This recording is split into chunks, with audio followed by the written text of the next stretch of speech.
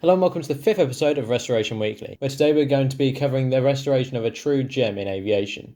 You've all heard of the Avro Lancaster, but have you heard of its younger brother, the Avro York? Stick around in this episode of Restoration Weekly to see how one of two remaining Yorks was restored to its former glory.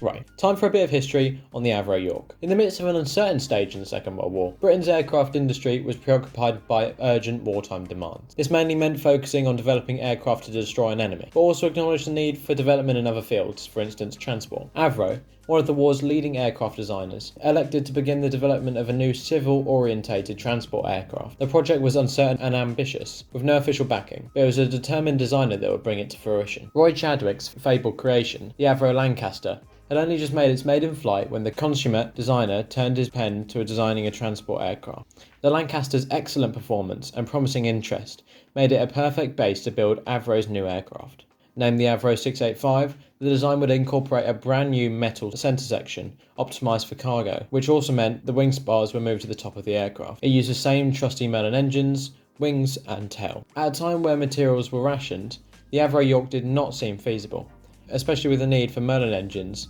at its all-time high. Despite this, Chadwick's Avro 685 was completed and the prototype LV626 made its first flight from Ringway, south of Manchester, in July 1942.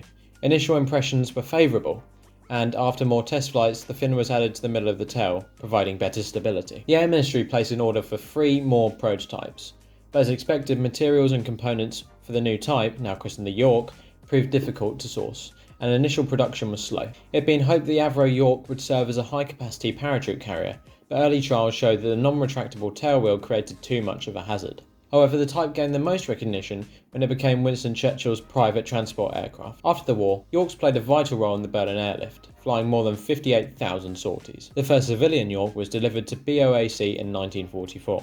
The company continued to use Yorks until 1957. Now, a bit about today's aircraft. York G-ANTK. York G-ANTK was rolled out in January 1946 and entered RAF service with 242 Squadron as MW232 that August. In May 1947 it was moved and subsequently used on trooping and cargo flights. In 1948-9 it was used in the Berlin airlift operation and had the distinction of carrying the 100,000th ton of supplies into the city. It suffered an undercarriage collapse during a landing there in January 1949, but was repaired and put into storage. In 1950-51 it was used by Pathe Aviation for in-flight refuelling trials before being put back into storage and awaiting disposal. In July 1954 it was bought by Dan Air, a well-established cargo and passenger airliner. Aircraft they flew include the Douglas DC-3, de Havilland Comet Heron and Dove, Airspeed Ambassador and the Vickers Viscounts, to name a few. G-ANTK was used as a cargo transport until 1964, and then went to be stored at Lasham Airfield. Lasham Airfield was where Dan Air stored a select number of their aircraft types to preserve an example of each. By doing this, Dan Air preserved a wide selection of otherwise extinct aircraft. In 1986, York G-ANTK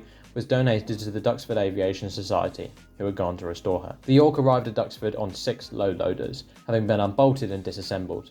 It was then reassembled and put onto jacks to reduce the chance of the corroded and weakened fuselage warping. The aircraft had been at mercy of the weather for many years, and had been cannibalised for parts. Firstly, like most restoration projects, the paint was stripped inside and outside to uncover the substantial corrosion damage, which made apparent that lots of skins would require a replacement. The whole cockpit was restored with original dials and a new astrodome. After 20 years of restoration, G-ANTK was put on display at IWM Duxford's airspace hangar, in time for its opening in 2006. G-ANTK is one of 2 remaining Yorks in the world and a true marvel of aircraft restoration. Right, thank you for watching to the end of the video. If you could subscribe, that would be great, and maybe leave a comment telling us what you thought of the episode.